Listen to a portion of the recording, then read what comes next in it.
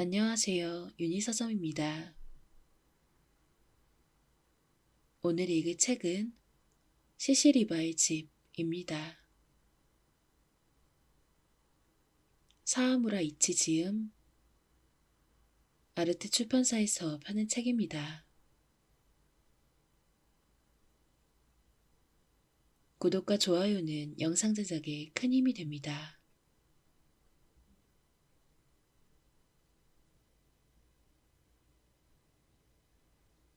프롤로그, 유령저택. 그 집을 생각할 때 머리에 맨 먼저 떠오르는 광경은 언제나 똑같다. 점심시간, 초등학교 3학년 일반 교실. 나는 창가에 서 있었다. 무더운 여름바람이 누리끼끼한 커튼을 흔들었다. 그럼 오늘 놀러 가도 돼? 자리에 앉아있던 우리 반의 하시구치 다쿠토에게 나는 그렇게 물었다. 특별히 사이가 좋았던 기억은 없다.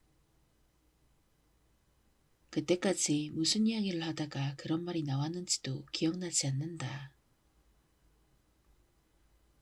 하지만 그렇게 말했다는 사실만큼은 똑똑하게 기억하고 있다. 좋아. 하시구치는 검은 태안경을 살짝 올리며 대답하고는 바로 미안한 얼굴로 덧붙였다. 페미컴은 1시간밖에 할 수 없지만 나는 웃으면서 대답했다. 그건 괜찮아. 하시구치의 집에 가는 건 처음이었다. 그것만으로도 기쁘기도 하고 긴장되기도 했다. 그런 어린애다운 감정이 들었던 것도 기억이 난다. 하시구치의 뒷자리에 앉은 희가가 그때까지 책을 읽고 있다가 얼굴을 들었다. 나와 눈이 마주치자 겁먹은 얼굴로 재빨리 고개를 숙였는데 긴 앞머리에 가려서 표정은 보이지 않았다. 희가, 너도 갈래? 나는 그렇게 말하고 황급히 하세구치를 돌아보며 물었다. 아, 미안해. 희가랑 같이 가도 돼? 하시구치의 얼굴에 당황한 표정이 역력했다. 되긴 하는데... 하시구치는 그렇게 중얼거리며 희가를 쳐다보았다. 희가는 옆에서 보기에도 알 수 있을 만큼 긴장하더니 꺼질 듯한 목소리로 대답했다.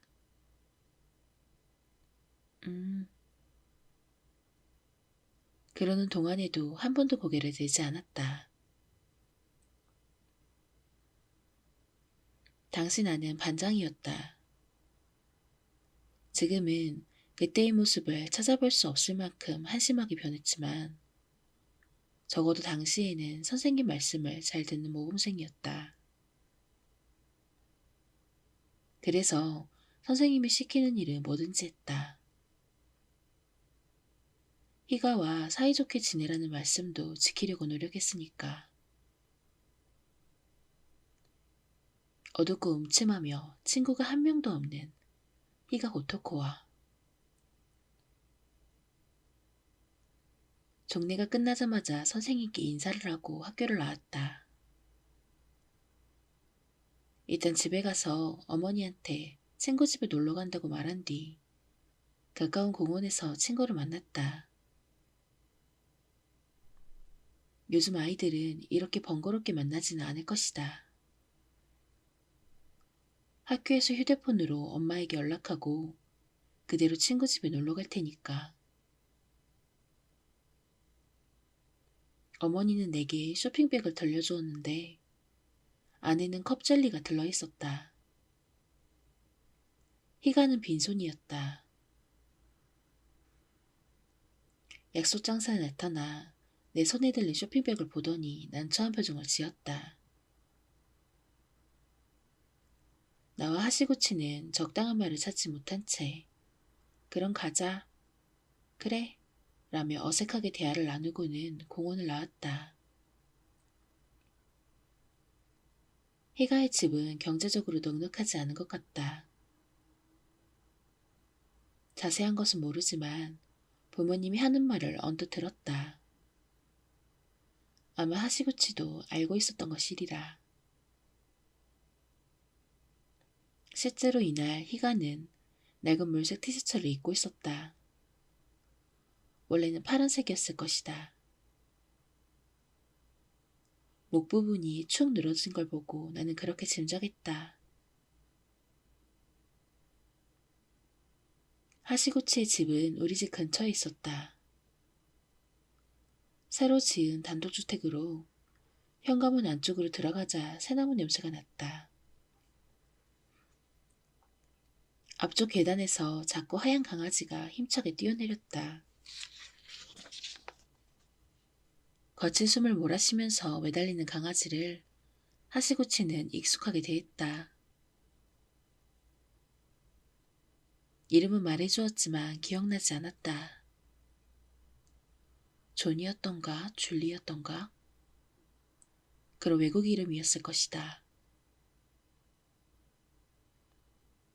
하시구치의 어머니는 넋을 잃고 바라볼 만큼 아름다웠고 옷차림도 세련되었다. 어서 오렴. 와줘서 고맙구나. 생긋 웃으며 쇼핑백을 받은 그녀에게 나는 의미도 모른 채 황송합니다 라고 대답했다. 그것이 어른의 인사라고 여긴 것이다. 어머니는 눈을 크게 뜨며 어머나 라고 하고는 즐거운 듯이 소리내어 웃었다. 희가는 교실에 있을 때보다 더 쭈뼛거렸다. 강아지가 멍멍 짖을 때마다 깜짝 놀라며 어깨를 떨어서 하시구치가 조용히 해 라고 야단쳤을 정도였다. 식탁에서 컵젤리를 먹는 동안에도 얼굴이 들지 않고 하시구치의 어머니가 말을 걸어도 고개를 끄덕이던지 옆으로 흔들 뿐이었다. 기억에 남아있는 희가의 대답은 딱 하나였다. 어떤 질문이었는지 잊어버렸지만 희가는 눈치를 살피듯 어머니를 바라보면서 여동생 2명이요 라고 대답했다. 세자매구나. 어머니가 부엌에서 미소를 지으며 말했다. 하시구치는 내 옆에서 그래? 하면서 가볍게 놀라는 표정을 지었다. 나도 놀랐다. 여동생이 2명 있다는 사실보다 희가가 자기 이야기를 하는 걸 처음 들어서였다. 내 맞은편에 있던 희가가 고개를 작게 가로저었다. 그리고 생각에 잠긴 얼굴로 혼잣말처럼 중얼거렸다. 남동생도 2명. 어머니는 깜짝 놀라며 눈을 동그랗게 떴다. 어머나, 5남매야? 네가 찾더니? 굉장하구나. 제일 큰 누나네. 희가는 또 몇 번이나 고개를 가로저었다. 그러고 보니 나는 문득 생각이 나서 하시구치에게 물었다. 형제가 있느냐고. 없어. 난 외아들이야. 하시구치는 컵에 입을 대고 젤리를 쪽쪽 빨아먹었다. 강아지가 멍멍 짖자 희가가 겁먹은 얼굴로 의자에서 팔쩍 뛰어올라 몸을 웅크렸다. 간식을 먹고 어머니와 잠시 이야기를 나눈 후 우리는 거실에서 나왔다. 그때였다. 스. 위쪽에서 희미한 발소리가 들렸다. 바닥을 걸어가는 듯한 거의 진동과 같은 소리였다. 복도에 서서 계단을 올려다보자 작고 검은 그림자가 재빨리 2층으로 숨는 게 보였다. 기다란 머리칼이 언뜻 보였다. 쓱, 쓱. 똑같은 소리가 천장 위에서 2번 들리고 그 후론 들리지 않았다. 하시구치는 신경도 쓰지 않고 강아지를 안아 올리더니 계단 쪽으로 걸어갔다. 위에 누가 있어? 뭐? 계단을 3개쯤 올라간 하시구치가 뒤를 돌아보았다. 2층에 누가 있는 것 같아서. 아무도 없어. 하시구치는 태연하게 대답하고는 다시 통통 튀어서 계단을 올라갔다. 그의 등을 바라보고 있자 점차 맥박이 빨라지면서 기묘할 정도로 2층이 멀고 어둡게 느껴졌다. 희가는 창백한 얼굴로 계단을 올려다보았다. 거스러미가인 메마른 입술이 파르르 떨렸다. 괜찮아? 작은 목소리로 묻자 희가는 고개를 한번 끄덕였다. 왜 그래? 2층에서 하시구치의 목소리가 들렸다. 의아한 얼굴로 우리를 내려다보고 있었다. 아무것도 아니야. 나는 밝게 대답하며 계단에 발을 올렸다. 우리는 2층에 있는 하시구치 방에서 페미컴을 갖고 놀았다. 하시구치는 게임 소프트웨어를 많이 가지고 있어서 와 부럽다 라고 말했던 것이 기억난다. 1시간밖에 놀 수 없었던 것 치고는 아주 잘했던 것도 기억난다. 예상한 대로 희가는 게임에 서툴렀다. 컨트롤러를 조작하면서 몸도 같이 움직였다. 평소에 페미컴을 하지 않은 사람의 전형적인 모습이었다. 컨트롤러를 잡은 손에 너무 힘을 주는 바람에 나는 결국 참지 못하고 웃음을 터뜨렸다. 희가가 슬픈 눈으로 나를 바라보았다. TV 화면에서는 마리오가 등 뒤에서 날아온 부메랑을 맞고 맥 빠진 배경음악과 함께 화면 밑으로 사라졌다. 하시구치가 다정하게 말했다. 왜 웃는 거야? 처음엔 서투른 게 당연하잖아? 꼭 잘해야 하는 것도 아니고. 정론이었다. 미안해. 나는 장난처럼 가볍게 사과했지만 마음속에는 부끄러움이 차올랐다. 희가가 아무 말 하지 않았던 것도 비참한 마음에 박차를 가했다. 더 이상의 어색함을 견디지 못하고 TV 화면에서 시선을 돌렸을 때였다. 살짝 열려있던 문이 쓱 닫혔다. 완전히 닫히기 전에 문틈으로 얼굴이 보였다. 기다란 머리카락도 보였다. 작고 가느다란 손발도 보였다. 여자아이였다. 3살쯤 된 여자아이가 복도에 앉아 문틈으로 방을 들여다보고 있었다. 그러다 내가 쳐다보자 다급히 문을 닫았다. 그렇게밖에 여겨지지 않았다. 쓱, 쓱, 쓱, 쓱. 다시 기묘한 소리가 들렸다. 소리는 점점 작아지면서 이윽고 귀에 들리지 않았다. 왜 그래? 하시구치가 의아한 얼굴로 묻자 희가가 굳은 표정으로 나를 바라보았다. 저기 있잖아. 나는 내가 본 것을 솔직하게 말했다. 말로 표현하는 순간 심장이 세차게 방망이 질치고 온몸이 꽉 조인 듯한 감각이 휩싸였다.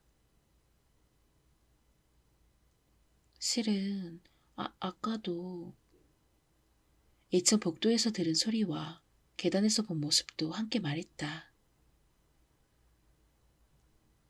희가가 고개를 숙였다. 하시구치는 내 말을 들으면서 연신 고개를 끄덕였다. 그러더니 잠시 침묵하고 나서 한숨을 쉬었다. 그랬구나. 이윽고 컨트롤러를 살며시 바닥에 내려놓고는 조용히 일어났다. 나와 희가는 하시구치를 따라 안쪽에 있는 일본식 방으로 들어갔다. 다다미 위를 다다다다 달려오는 강아지를 보면서 하시구치는 메다리 문을 닫았다. 다다미가 6개 깔려있는 3평쯤 되는 방이었다.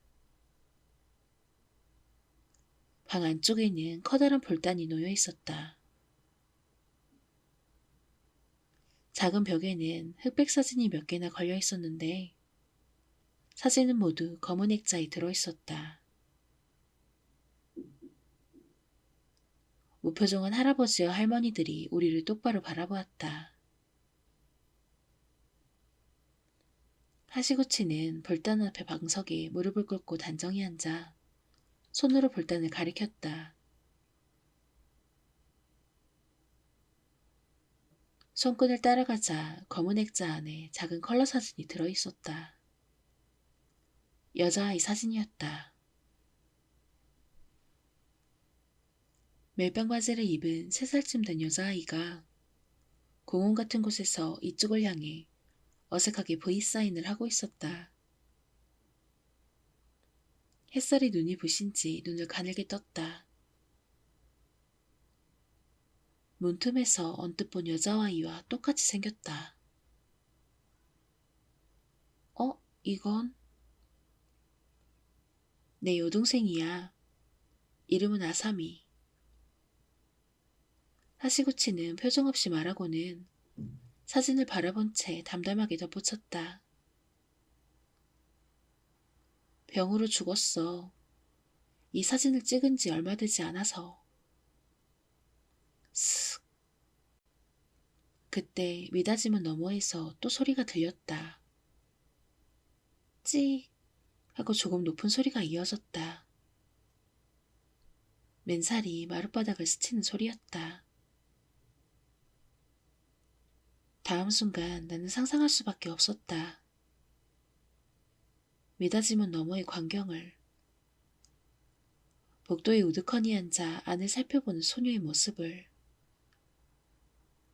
아사미의 유령을.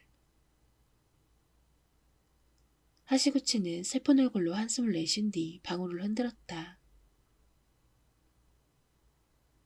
머리를 찌르는 듯한 방울소리가 방 안에 울려 퍼지더니 긴 여운을 남기고 사라졌다. 하시구치는 볼단 앞에서 두 손을 마주 잡고 눈을 감고 있었다. 슥, 슥. 다시 누군가가 복도를 걸어가는 소리가 들렸다. 희가가 두 손으로 입을 막은 채 미닫이 문을 뚫어지게 쳐다보았다. 하시구치 친척들의 흑백 사진이 우리를 내려다보았다. 그 시선 외에 다른 시선까지 느껴져서 나는 숨도 쉴 수 없고 꼼짝도 할 수 없었다.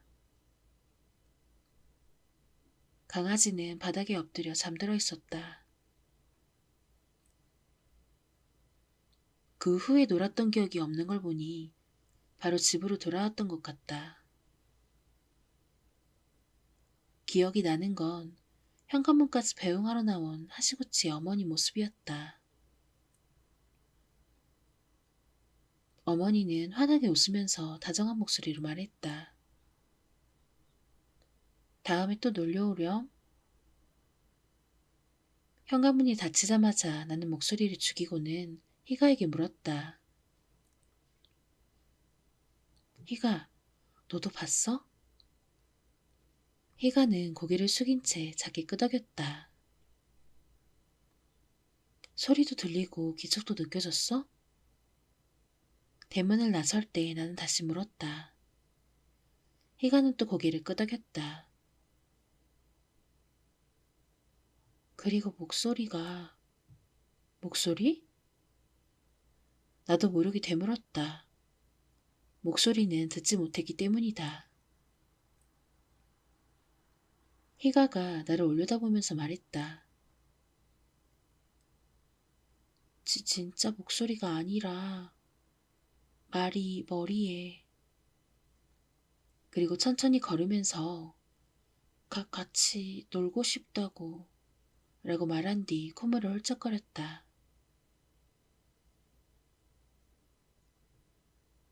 희가가 영감 체질이란 사실을 안 게 여름방학이 끝나고 이야기 때였을까? 멍하니 창밖을 바라보며 벌벌 떠는 희가를 몇 번이나 보았다. 마음에 걸려서 물어보면 희가는 울상을 지으며 저기에 처음 보는 아저씨가 있어. 남자애가 베란다에서 울고 있어. 라는 식으로 대답했다. 나는 그런 사람의 모습은커녕 목소리조차 들리지 않았다. 하시구치가 벼랑간 학교에 나오지 않은 건 2학기가 끝날 무렵이었다.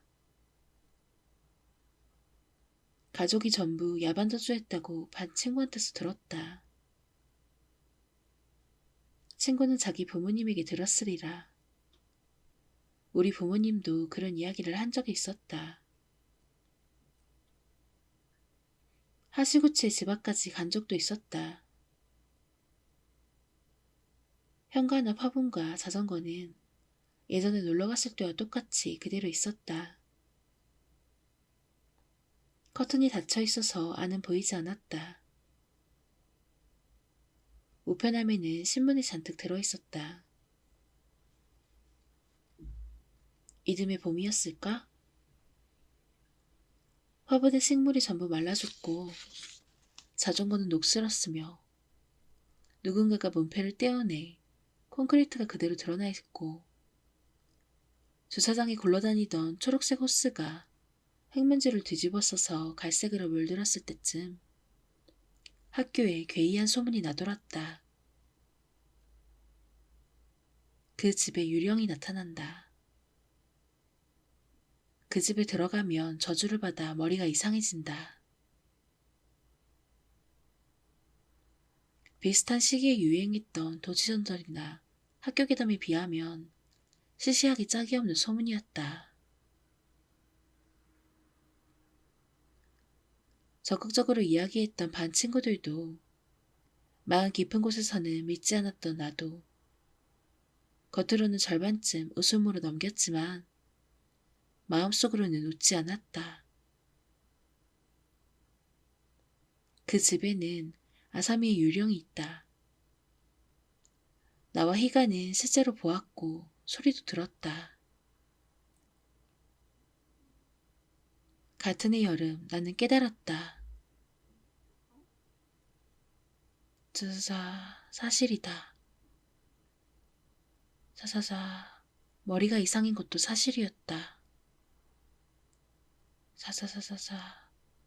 지금은 내가 증거다. 나는 그 이상한 집에 들어가자 간으로 이상해졌다. 그 집에 들어갔다 나온 이후 준도 이상해지고 이사오 희가도 이상해. 머릿속에서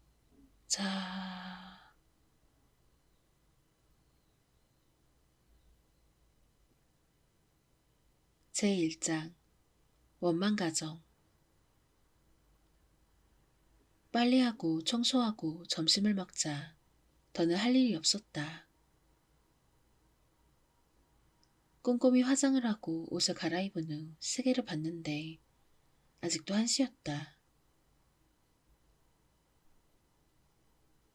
집을 나와 노가타역 근처의 작은 슈퍼마켓에서 천천히 장을 본 뒤 집으로 돌아와도 겨우 1시 반이었다.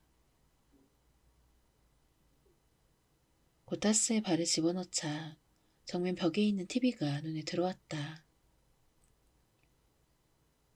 TV를 볼 마음은 들지 않았다. 인터넷을 할 마음도 들지 않았다. 고향 친구는 아무와도 연락하지 않는다. 연락하고 싶은 사람도 연락해도 될 만한 사람도 없다. 나는 시선을 손으로 떨어뜨렸다. 왼손 약지, 핑크골드의 결혼 반지가 칙칙하게 보였다. 오늘도 유다이는 되도록 일찍 올게 라고 말했다. 말만 그렇지 빨리 와야 마지막 전철이다. 도쿄 본사는 고베 지사와는 비교도 되지 않을 만큼 바쁜 모양이었다. 그건 알고 있었다. 애초에 시스템 엔지니어라는 일이 힘들다는 것도 알고 있었다. 내가 돈 많이 벌게. 정근이 정해졌을 때 들었던 유다이의 목소리가 되살아났다. 일을 그만두고 나와 같이 도쿄에 가줘. 그리고 집을 지켜줘. 남자들이 먼저 맞벌이를 원하는 요즘 같은 세상이 하기 힘든 말이란 건 알고 있었다. 그가 상당한 각오를 했다는 것도, 일을 하다가 쓰러져 몇 번 구급차에 실려간 나를 걱정한다는 것도, 그리고 그는 한순간에 미소를 짓더니 진지한 얼굴로 덧붙였다. 엄마는 집에 있는 게 좋다고 생각해. 아이에게는. 나는 고개를 끄덕였고 바로 영상 제작 회사를 그만두었다. 유일한 동료였던 미키와 헤어지는 건 아쉬웠지만 그렇다고 개인적으로 만날 만큼 친한 사이는 아니었다. 작년 2009년 7월 말 나와 유다이는 도쿄로 이사왔다. 세이보 신주쿠선 노가타역에서 도보 10분 걸리는 방 2개짜리 아파트였다. 집값이 이렇게 비싼가? 하고 어이없어 했던 것이 기억난다. 이 정도 집세라면 고베에서는 단독주택을 빌릴 수 있다. 중심지인 산노미야 역에서 걸어갈 수 있는 곳에서도. 번화가인 나카노에도 신주쿠에도 시부야에도 이케부르코에도 아사쿠사에도 우에노에도 가보았지만 금방 시들해졌다. 일단 사람들이 너무나 많다. 언제 어디에 가도 사람들이 우글우글 모여 있어서 걷기만 해도 온몸이 피곤했다. 도쿄 여행 안내 책자도 어느새 보지 않게 되었다. 뭔가를 배울 마음도 들지 않았다. 옆집 사람들은 모두 낮에 집을 비워서 아직 얼굴도 제대로 보지 못했다. 나는 다른 사람과 적극적으로 사귀는 편이 아니라는 사실을 새삼 깨달았다. 학교와 직장은 스스로 선택하든 선택하지 않든 관계를 맺지 않으면 안 되는 집단, 그곳에 있지 않으면 안 되는 곳이다. 사실 의무나 마찬가지다. 나는 지금까지 그런 의무 안에서만 관계를 맺어왔다. 태어나서 지금까지 28년간 계속. 유다이도 일 때문에 참석했던 회식 자리에서 만났다. 자기는 아직도 익숙해지지 않는 거야? 11월. 오랜만에 일찍 집에 온 유다이의 말을 듣고 나는 큰 충격에 휩싸였다. 사투리가 거의 사라졌기 때문이었다. 말문이 막혀서 굳어있자 그는 얼굴에 슬픈 미소를 담았다. 미안해, 같이 있어주지 못해서. 지금 하는 프로젝트가 끝나며 연차를 낼게.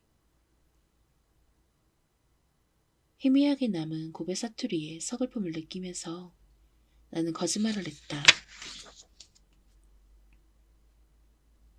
괜찮아. 유다이도 거짓말을 했다.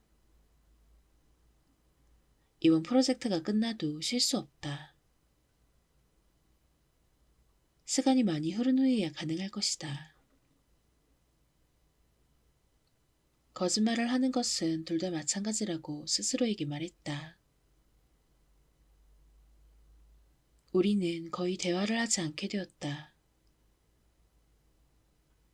한밤중에 집에 온 유다이는 항상 시든 배추처럼 축 늘어졌고 아침에 일어나는 것도 힘들어 보였다. 밥을 차리고 배웅한다. 한밤중에 집에 온 그에게 수고했다고 말한다. 그거 말고는 대부분 문자 메시지로 연락하고 가끔 잡담 같은 이야기를 하는 날이 이어졌다.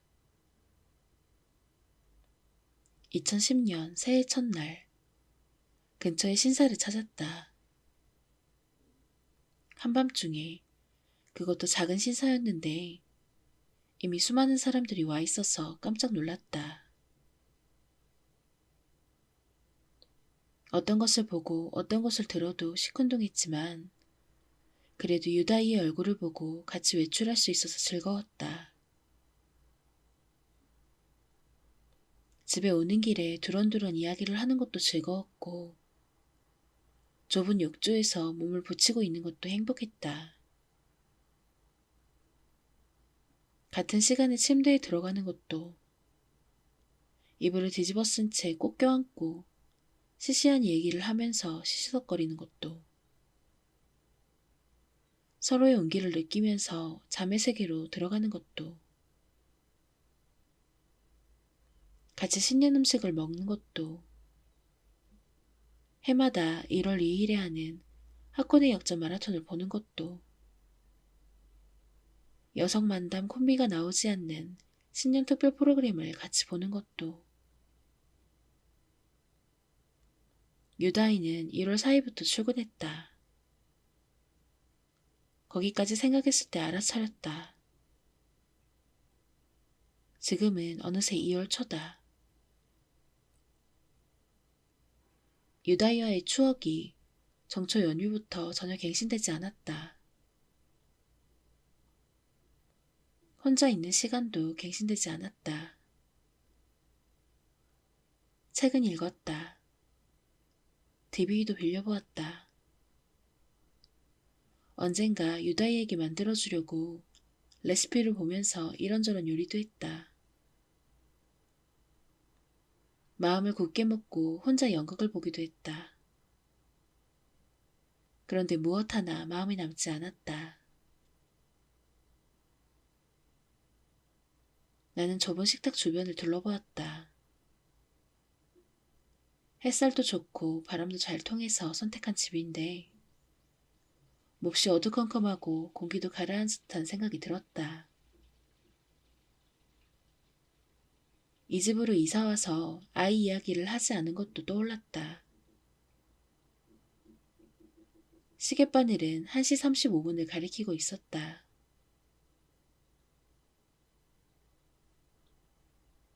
2월 14일 오후 1시 30분 나는 신주쿠의 이스탄 백화점에 있었다. 지하 1층의 식품 코너는 수많은 사람으로 발 디딜 틈이 없었다. 발렌타인데이와 일요일이 겹친 탓이다.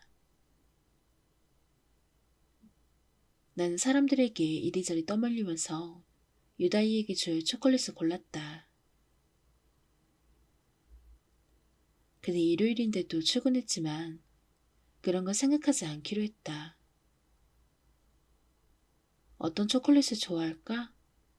오직 그것만을 생각했다. 한참을 망설인 끝에 6개의 3,000엔짜리 초콜릿을 골랐다. 제가 분야에서 유명한 파티시에가 특별히 만든 오리지널 초콜릿으로 이스탄 백화점 한정이라는 라벨이 붙어 있었다. 오렌지색 작은 쇼핑백을 받아들고 신주쿠 거리로 나왔다. 쇼핑백은 아무것도 들어있지 않은 게 아닐까 불안해질 만큼 가벼웠다. 실제로 한번 멈춰서서 내용문을 확인했을 정도였다. 세이부 신주쿠역에서 개찰구로 들어가려고 하다가 전기수 찾고 케이스가 없다는 걸 알아차렸다. 핸드백을 아무리 뒤져도 케이스는 보이지 않았다. 항상 케이스를 넣고 다니는 바깥 주머니 안에도, 평소에 잘 쓰지 않는 안주머니 안에도, 코트 주머니를 뒤져도 보이지 않았다. 나는 개찰구 옆에서 어찌할 줄 모르고 발을 동동 굴렸다. 어딘가에서 떨어뜨렸을지도 모른다. 온 길로 되돌아가 찾아볼까?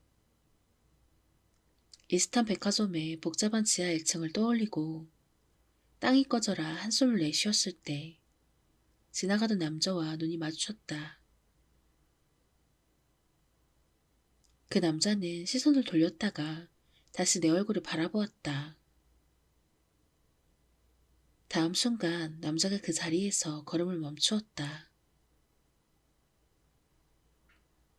면바지에 짙은 감색 코트를 입은 키가 큰 남자였다. 거칠고 강인하게 생긴 얼굴에 놀라움의 표정이 떠오르면서 다물고 있던 입이 벌어졌다. 가호? 그 남자가 내 이름을 부르더니 바로 정정했다. 아니, 요시자키 씨인가요? 간사이 지방 사투리였다. 사투리를 듣자마자 기억의 서랍이 활짝 열리면서 초등학교와 중학교의 추억이 머릿속에서 흘러넘쳤다. 도시? 목소리가 잘 나오지 않았다. 유다이 위에 사람과 말하는 건 오랜만이라고 머리 한쪽으로 생각했다. 그래. 남자가 목소리를 높이더니 얼굴에 주름이 질 만큼 활짝 웃었다. 그런데 어떻게? 어떻게 네가 도쿄에 있어? 그 당시에는 눈꼬리에 주름 3개가 없었다. 키도 이렇게 크지 않았다. 하지만 표정이나 말투는 똑같았다. 전체적으로 그 당시의 모습이 남아있었다. 도시. 히라이와 도시아키였다. 초등학교와 중학교 시절에 같은 동네에 살았던, 한마디로 말해서 소꿉친구다. 초등학교 5학년과 6학년, 중학교 2학년 때는 같은 반이었다. 중학교 졸업과 동시에 도시가 이사가고 처음 봤으니까 다시 만나는 건 13년 만이다. 어떻게? 어떻게? 란 말만 반복하는 도시를 향해 나는 당황하는 얼굴로 말을 더듬으며 설명했다. 나 남편이 본사로 오는 바람에 같이 왔어. 결혼해서 지금 성은 사사쿠라야. 도시는 눈을 휘번덕거리며 과장스럽게 놀란 표정을 지었다. 말도 안 돼. 혹시 한양년 위의 육상부 선배야? 굉장한 악동이었지만 발이 장난 아니게 빨랐던 선배 말이야. 대학 때 하코네산을 넘었던. 그 선배 아니야. 나도 모르게 웃음이 새어나왔다. 육상부의 사사쿠라 선배와 유다이는 동일 인물이 아니다. 나는 유다이와 어떻게 만났고 결혼하게 됐는지 간략하게 설명했다. 도시는 오호, 와 라고 한두성을 지르며 고개를 주워거렸다. 내 설명이 끝나도 대화는 끊어지지 않았다. 뒤를 이어 이야기거리가 튀어나와서 풍선처럼 계속 부풀었다. 도시는 고등학교에 입학해 대학을 졸업할 때까지 오사카의 가도마에 살았다고 한다. 대학 졸업과 동시에 도쿄의 상경에 취직한 뒤 한 번 회사를 옮겨 지금은 스포츠용품 제조업체에 다니고 있다고 이야기해 주었다. 그리고 5년 전에 결혼했고 2년 전에 히가시 무라야마에 낡은 단독주택을 구입했으며 지금은 그곳에 살고 있다. 우리 집과 같은 세이부 신주쿠선이다. 아이는 아직 없단다. 우리는 역 구내에 선 채 이야기에 빠져들었다. 언뜻 정신을 차리자 어느새 4시 반이었다. 2시간 가까이 선 채로 이야기를 나눈 것이다. 개찰구의 벽시계를 슬쩍 쳐다보자 도시가 내 손에 있는 초콜릿 쇼핑백을 가리켰다. 아, 미안해. 남편이 기다리겠구나. 나는 고개를 옆으로 흔들었다. 아니야, 오늘도 회사에 갔어. 워낙 바쁜 사람이거든. 그렇구나. 도시는 거북한 얼굴로 말했다. 헤어질 때가 돼서 연락처를 주고받은 순간 전기승차권 케이스를 잃어버렸다는 사실이 떠올랐다. 만일을 위해 다시 핸드백을 뒤지자 어이가 없을 정도로 간단히 발견되었다. 장지갑 사이에 끼어 있었던 것이다. 나도 그런 일이 자주 있어. 덕분에 이렇게 만났잖아. 도시는 놀리지도 않고 내가 민망하지 않게 웃으면서 말해주었다. 기차고를 지나 플랫폼으로 들어갔다. 도시는 지금 막 도착한 급행을 타려고 했다. 그러면 다음에 연락할게. 뒤를 돌아보고 인사하는 그에게 나는 재빨리 말했다. 집으로 놀러 가도 돼? 그래. 도시는 웃는 얼굴로 대답하면서 손을 흔들었다. 나는 생각도 하지 않고 또 물었다. 다다음 일요일은 어때? 스스로 생각해도 너무 집요했다. 도시가 귀찮아할지도 모르는데. 하지만 묻지 않고는 견딜 수 없었다. 남편의 귀가를 기다리면서 도시의 연락을 기다리는 날들. 상상만 해도 끔찍했다. 도시는 어정쩡한 미소를 지은 채 그대로 굳어졌다. 괜찮아. 진짜? 도시는 잠시 생각하고 나서 덧붙였다. 괜찮으면 남편이랑 같이 와. 이런 기회에 인사해두면 좋잖아. 도시는 급행에 올라타고는 뒤를 돌아 나에게 손을 흔들었다. 나도 손을 흔들면서 그가 자리에 앉은 걸 확인한 후 마침 도착한 열차로 발길을 돌렸다.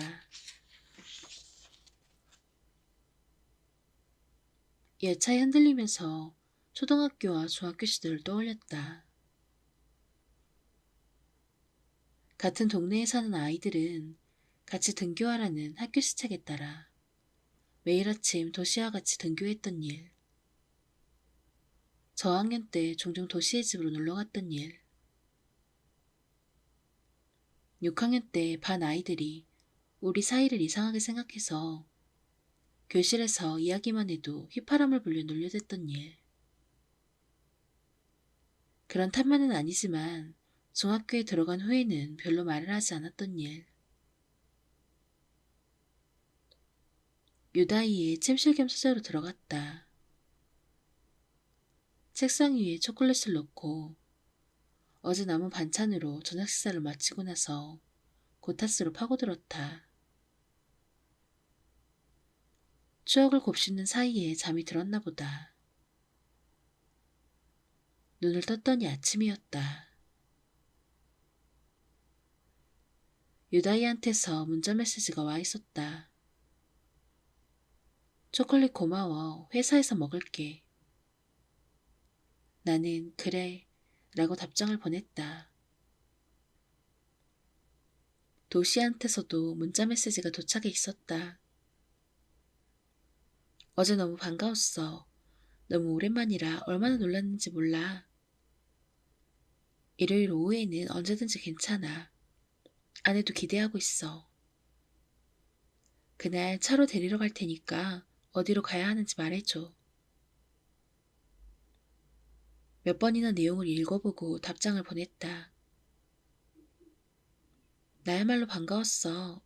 일요일이 빨리 왔으면 좋겠다. 벌써부터 가슴이 두근거려. 또 연락할게.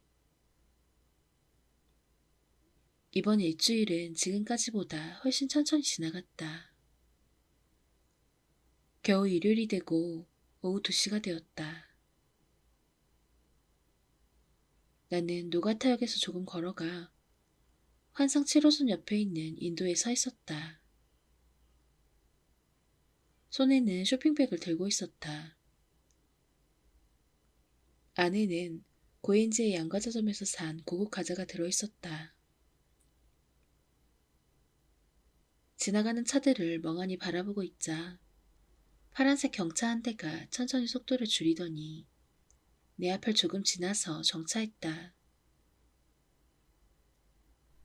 운전석에 앉은 도시가 손을 흔드는 것이 뒤쪽 창문으로 보였다. 남편은 바쁜가 보구나. 조수석 문을 닫자 도시는 아쉬운 얼굴로 말했다. 유다이는 오늘도 출근했다. 나는 안전벨트를 매면서 대답했다. 안 그래도 같이 가고 싶어 했는데 회사가 워낙 바빠서 미안해. 어쩔 수 없지 뭐. 다음에는 꼭 만났으면 좋겠다고 전해줘. 도시는 내가 안전벨트 매는 걸 확인하고 나서 천천히 차를 출발했다. 우리는 도시의 집에 가는 도중에 예전의 추억과 지금의 생활에 대해 대화를 나눴다. 하지만 아무리 이야기를 해도 화제는 끊기지 않았다. 중2 때 담임 선생님부터 반 친구들까지 육상부의 사사코라 이야기도 나왔다. 그는 회사 육상부에 들어갔지만 눈에 띄는 활약을 못하고 지금은 코치로서 후진을 양성하고 있다고 했다. 돌씨의 부모님은 돌아가셨다고 한다.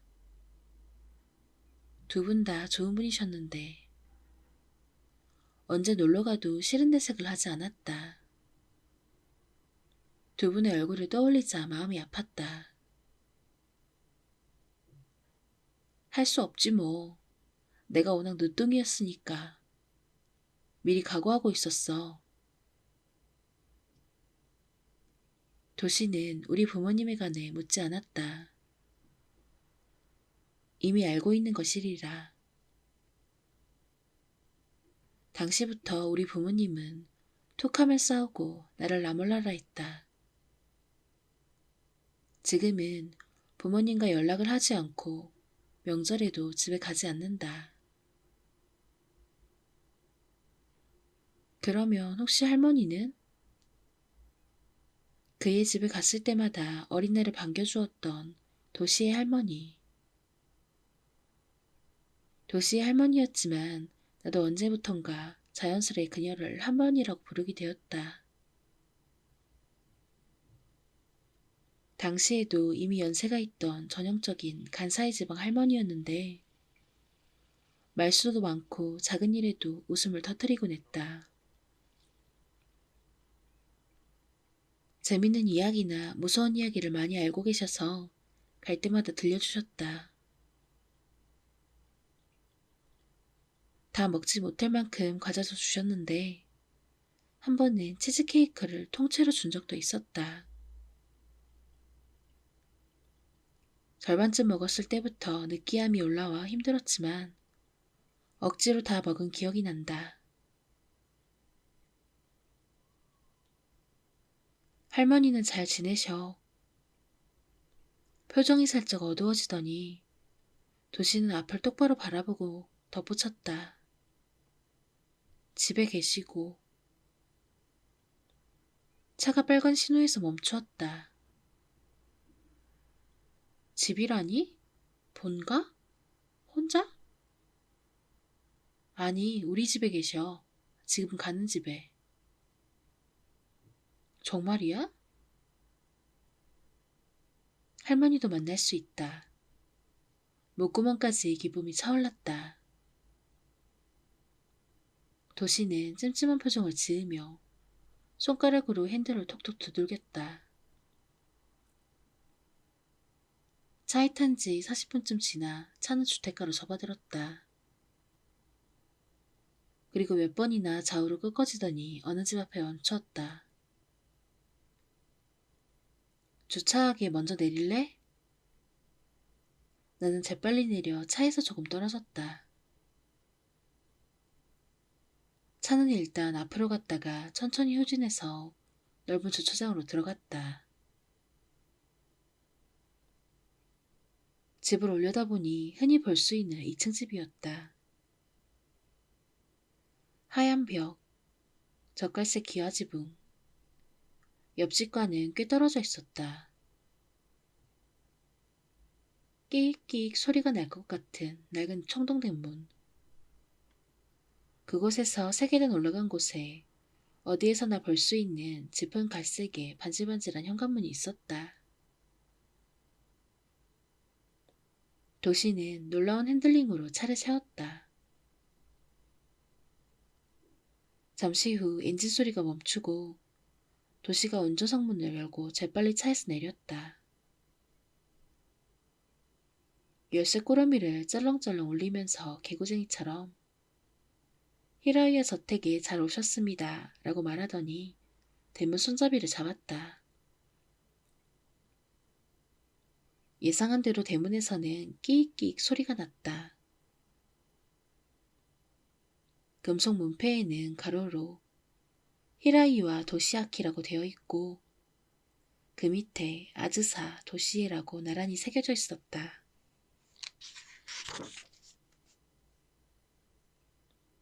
집안은 바깥과 180도 달라서 꼭 새집 같았다. 새하얀 벽지도 연갈색 마룻바닥도 눈부실 만큼 깨끗했다. 새 신발장은 거울처럼 반짝반짝했다. 안은 깨끗하지? 리모델링 했어. 도시는 환하게 미소를 짓고는 등 뒤에서 현관문을 닫았다. 현관문 바로 앞쪽에 문이 있었다. 신발을 벗고 있자 도시가 거만한 동작으로 문을 열었다. 방이 참 작네 라고 생각한 순간 화장실 휴지거리와 변기의 끝부분이 보였다. 최신식이야. 안으로 들어가면 저절로 뚜껑이 올라가지. 당연히 비데도 있고. 도시는 문을 잡지 않은 손으로 안쪽을 가리켰다. 구경하라는 뜻이리라. 나는 쓴웃음을 지으며 화장실 안을 들여다보았다. 꽤 넓어 보이는 것은 화상지치고 넓기도 하지만 물탱크가 없기 때문이기도 했다.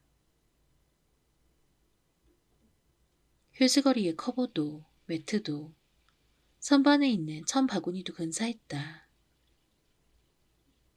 우리 집과는 천지차이다. 그렇게 생각했을 때 희미한 소리와 함께 변기 뚜껑이 천천히 올라갔다. 굉장한 솜씨다. 나는 스스로도 이해할 수 없는 말을 했다. 그리고 그런 자신이 우스워서 웃음을 터뜨렸다. 도시도 웃으면서 놀리듯 말했다. 하하하, 그게 무슨 말이야? 자, 이쪽으로 와. 도시를 따라 복도를 지나가자 부엌근 거실이 나왔다. 여기 또한 하얗고 눈부셨다. 천장도 높았다. 레이스 커튼이 달린 커다란 창문 너머로 차 뒷부분이 보였다. 왼쪽은 거실이었다. 폭신폭신해 보이는 하얀 소파가 벽 앞에 떡하니 자리하고 있었다. 맞은편인 현관 벽 쪽에는 거대한 TV. 그 밑에는 역시 새 것처럼 보이는 열과색 캐비넷. 초록색 카펫 위에는 하얀 탁자. 오른쪽에 부엌이 있고 커다란 나무 식탁 너머에 넓은 주방 카운터가 보였다. 최신식 전기레인지다. 더구나 3분화 된다. 눈을 크게 뜬 순간 그 너머의 어둠 속에 서 있는 가냘픈 여자가 눈에 들어왔다. 안녕하세요. 그녀는 미소를 지은 채 갈라진 목소리로 말하더니 천천히 부엌에서 나왔다. 소박한 치마와 회색 스웨터 차림에 긴 머리칼을 포니테일로 묶었다. 눈 밑에 자리 잡은 짙은 다크서클이 눈에 띄었다.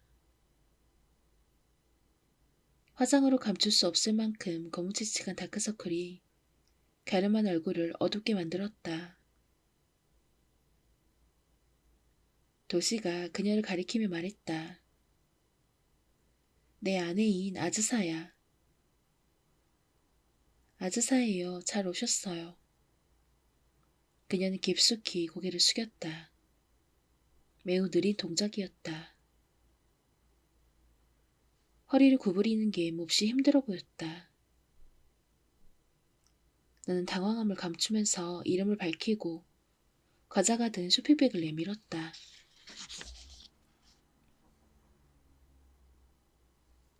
부엌으로 돌아가는 그녀의 발에 눈길을 향한 순간 마룻바닥에서 시선이 멈췄다. 발자국이 몇 개 나 있었다. 발자국이 없는 곳에는 갈색이 미세한 입자가 보였다. 바닥을 둘러보자 여기저기에서 기묘한 흔적이 보여 흠칫 놀랐다.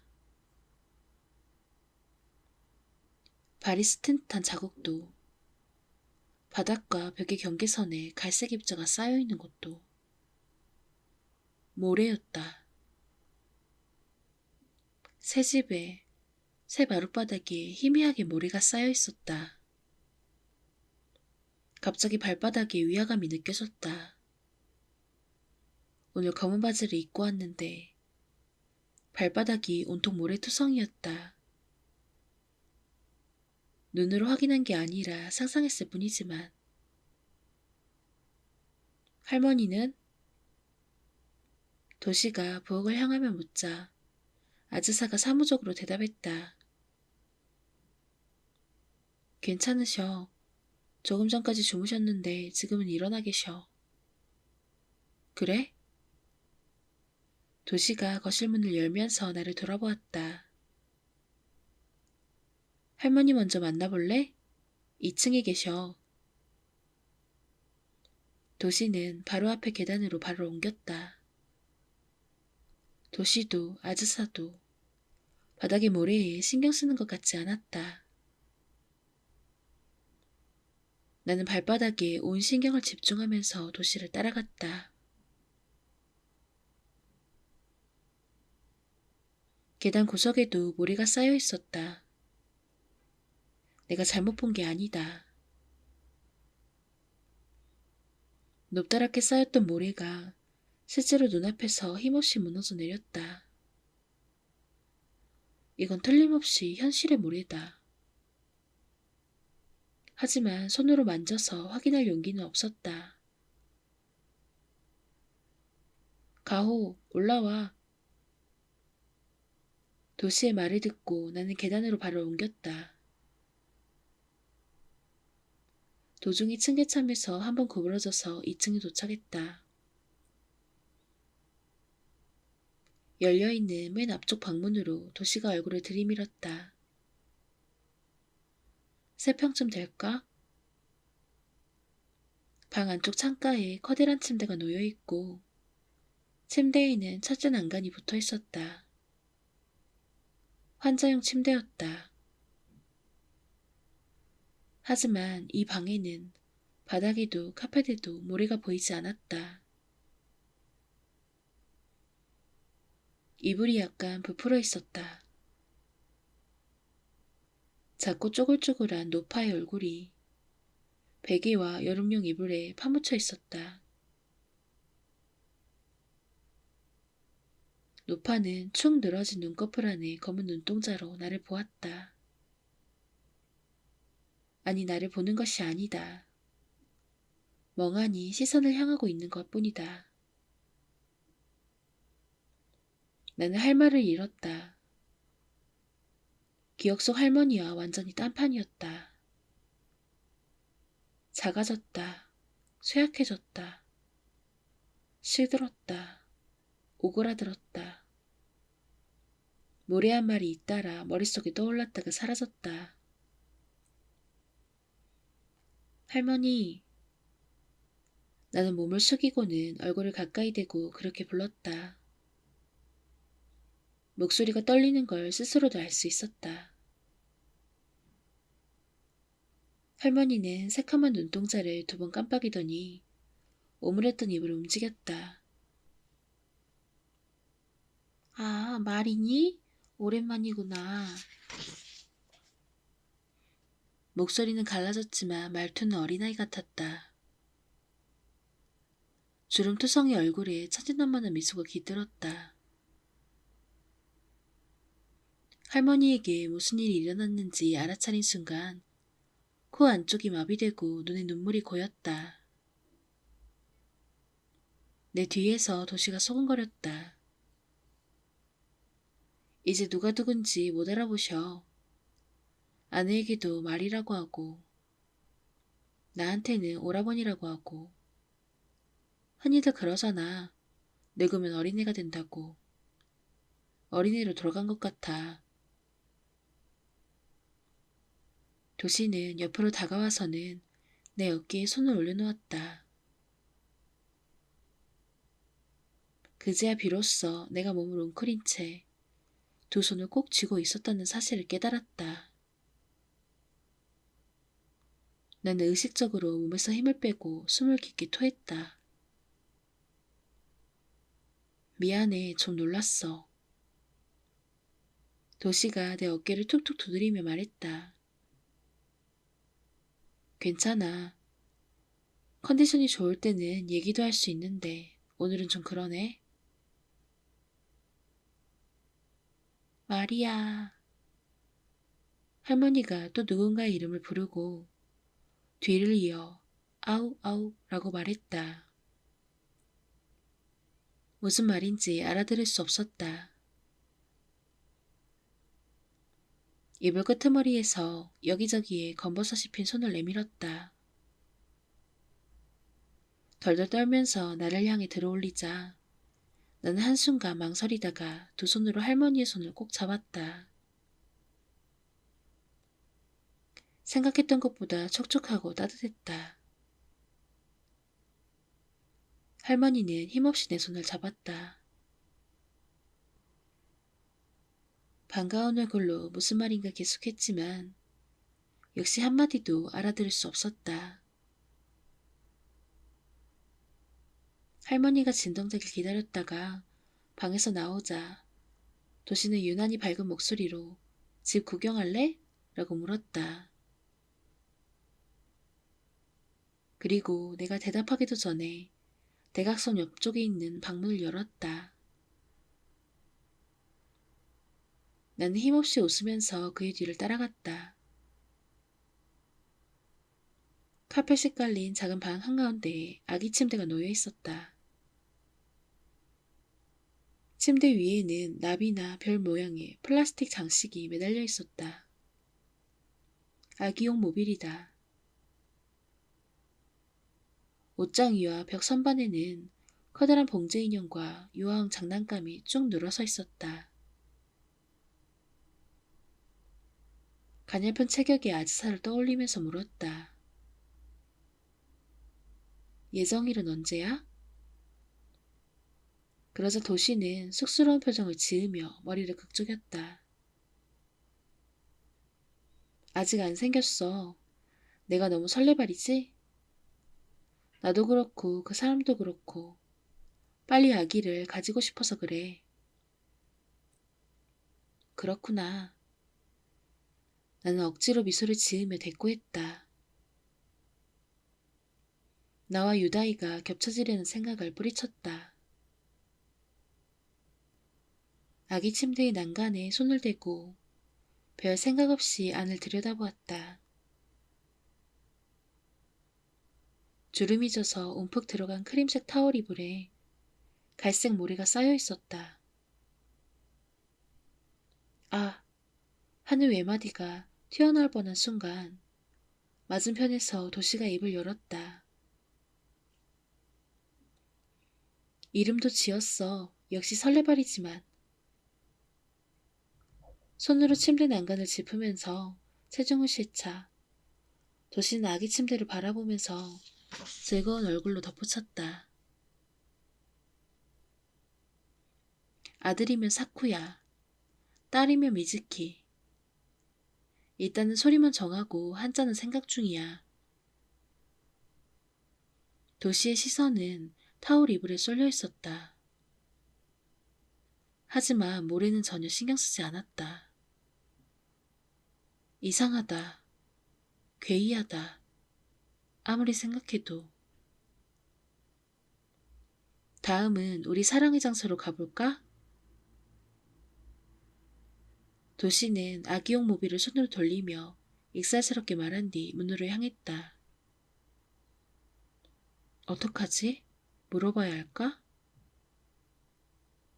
도시가 아이 방에서 나간 순간 깨달았다. 이 방에 나 혼자 남게 된다. 목덜미에 싸늘한 기운이 감돌아서 서둘러 도시를 따라갔다.